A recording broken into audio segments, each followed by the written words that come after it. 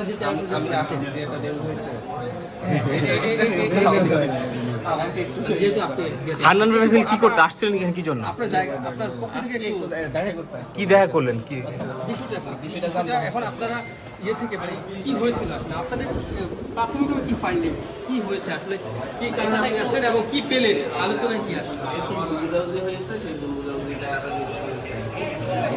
এই বিভিন্ন বাইরের বিভিন্ন গোষ্ঠী এটাতে জড়িত আছে আমরা যেটা দেখছি মানে আমাদের এই কিছু মানুষগুলোকে ব্যবহার করার চেষ্টা করতেছে কিন্তু যাদের নিয়ে আপনি আসছেন এদের বিরুদ্ধে তো এর আগে অভিযোগ ছিল, তারা বিভিন্ন জায়গায় বিভিন্ন ব্যক্তি এবং প্রতিষ্ঠানের বিরুদ্ধে তারা আন্দোলন করে আসছিল। আমি এটার জন্য আসি না, আমি আমাদের বৈষম্য বিরুদ্ধে আহ্বায়কের ব্যাপারটাতে দেখতে আসছি এবং ওদের বিরুদ্ধে সাংগঠনিকভাবে তদন্ত করা হবে।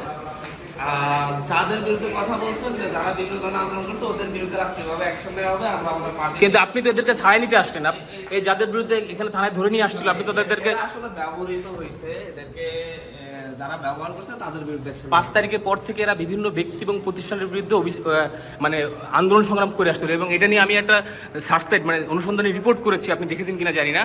আপনি সেই ব্যক্তিদেরকে কেন ছাড়াতে থানায় আসলেন? আপনি তো তুহিন সহ কয়েকজন ইয়েস ওরাও ছিল। ওই ছেলেটা সহ ওদেরকে অ্যারেস্ট করার কথা আমরা বলছি।